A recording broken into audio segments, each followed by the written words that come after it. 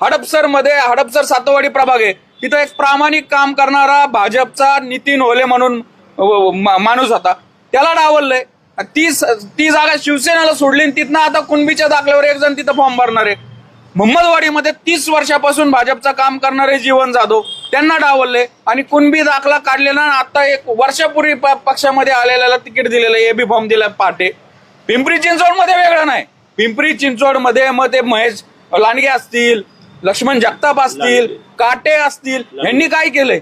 अहो, तिथं पिंपरी चिंचवडमध्ये भाजपा युवा मोर्चाच्या अध्यक्षा रोहिणी रासकर, अहो तुमच्या ओबीसी सेलच्या अध्यक्षांनाच डावलले, ओबीसीची जागा आरक्षित असून. एनसीपीने काही वेगळं नाही केलं.